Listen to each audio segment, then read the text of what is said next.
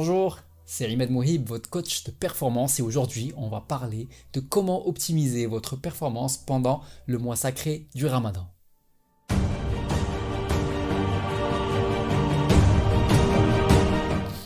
Alors tout d'abord, Ramadan Mubarak à tous. Aujourd'hui, je vais traiter d'un sujet qui est très récurrent. Chaque mois de Ramadan, on me pose la question de comment être plus productif pendant le mois de Ramadan. Est-ce que réellement on observe une perte ou une baisse de productivité pendant ce mois? Et bon, j'ai décidé de l'attaquer sur trois volets, sur trois aspects.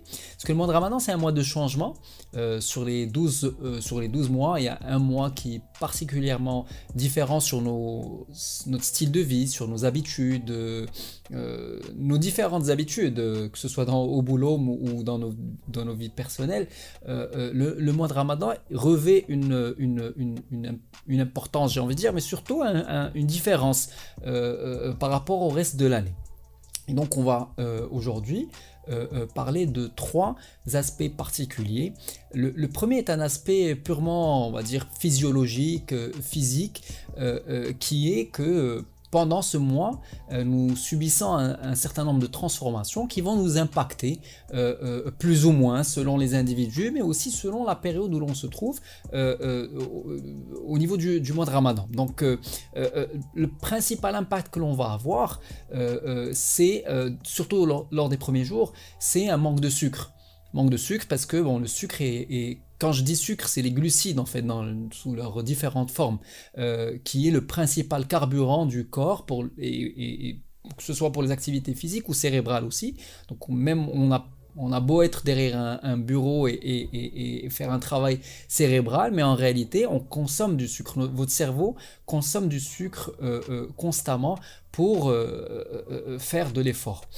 Et un des impacts du mois de Ramadan, c'est que le corps ne dispose pas de sucre disponible immédiatement, c'est-à-dire dans le sang ou sous forme de glycogène stocké dans le foie et dans les muscles. Donc ce qui va se passer, c'est que on va pas avoir du carburant sur les premiers jours, parce que il y a un enclenchement de ce qu'on appelle le système adaptatif, qui est un des miracles de la vie, et qui fait que notre corps a la capacité de s'adapter à ce manque de sucre sous plusieurs manières, notamment avec ceux qui sont dans les régimes connaissent les régimes keto ou les cétoniques, etc., où le corps peut utiliser d'autres formes de carburant en les convertissant en sucre.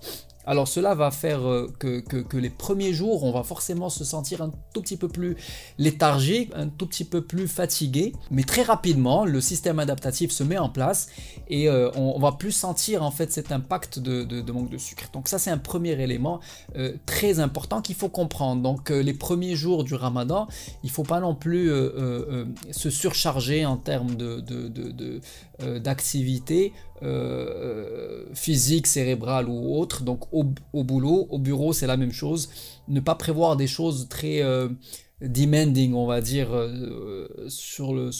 pour votre physique. Alors pour gérer cet aspect, purement physiologique, physique, il y a un certain nombre de moyens de choses qui sont à nos dispositions, qui sont bien sûr super importantes dans l'absolu, mais surtout pendant le mois de Ramadan.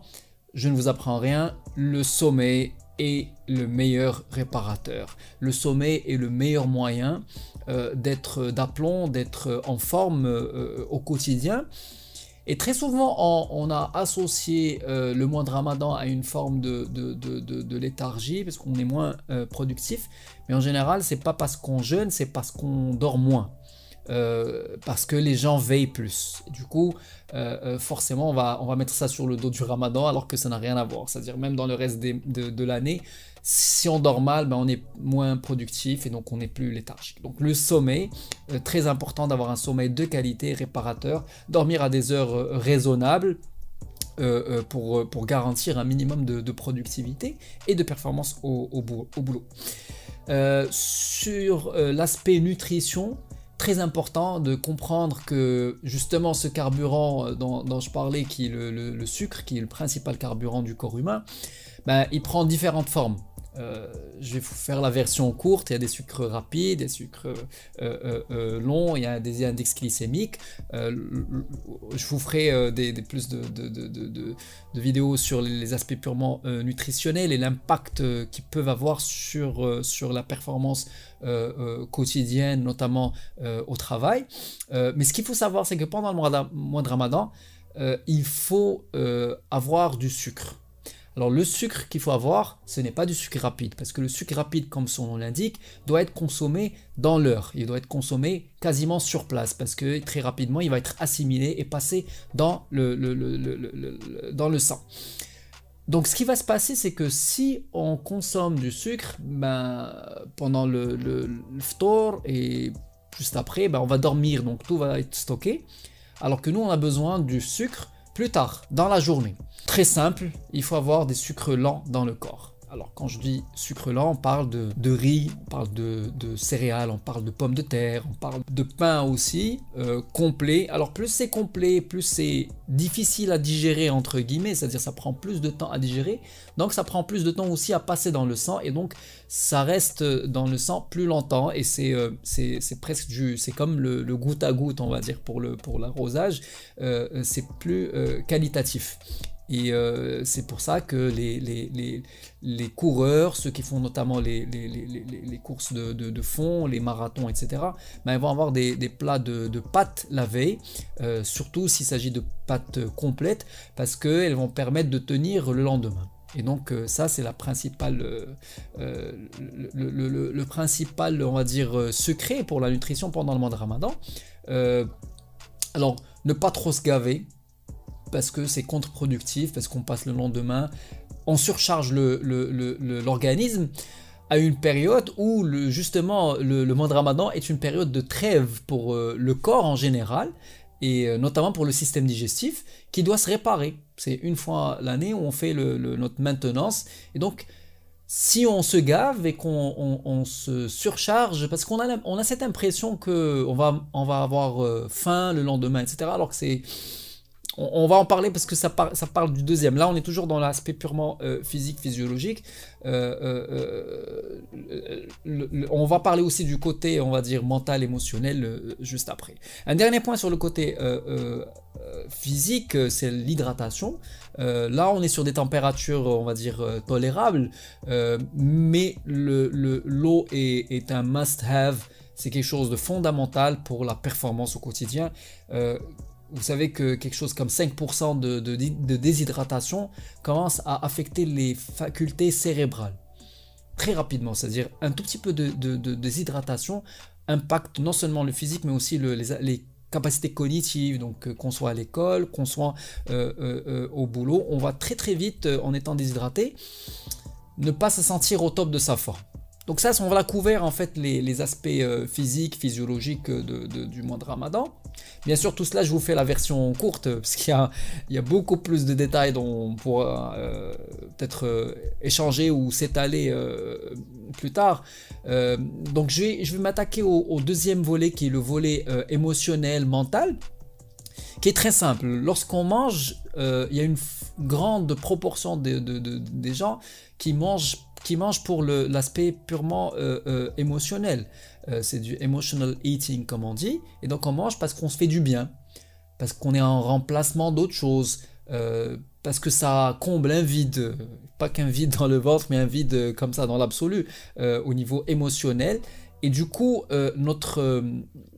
c'est un danger, et donc le fait de jeûner est perçu comme une privation, et du coup notre appréhension du mois de Ramadan, c'est une appréhension plutôt négative. On rentre dans un mois où on se dit, ah, c'est un mois où je vais être privé, ah, il reste encore 10 jours, il reste encore X jours, et donc on va toujours être dans cette...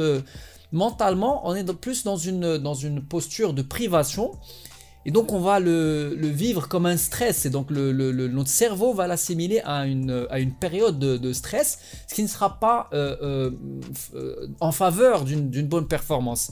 Et le mois de Ramadan va nous permettre justement de faire une pause, pour nous recentrer sur l'essentiel. D'ailleurs, vous le remarquez probablement, pendant le mois de Ramadan, il y a un équilibre qui se fait naturellement parce que ben forcément, on ne peut pas rester au boulot jusqu'à 20 heures parce qu'il y a une rupture du jeûne.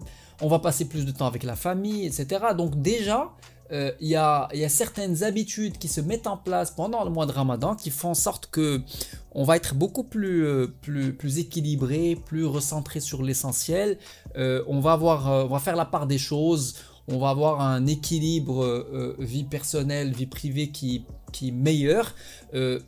Et c'est l'occasion justement de faire le point, de se recentrer sur ce qu'on veut, de redémarrer de plus belle, comme on le fait par exemple en fin d'année, où on a des résolutions de la nouvelle année. Ben, en fait, tout ce qui est cyclique déjà, parce que c'est une fois par an, est propice à la remise en question et est propice au changement positif dans lequel on pourra s'inscrire.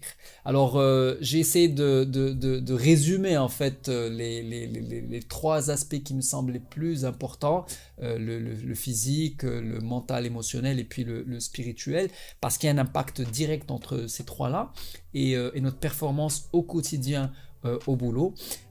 Sur ce, je vous souhaite un très bon Ramadan avec tous mes voeux de bonheur, de succès et de performance au boulot comme dans votre vie personnelle.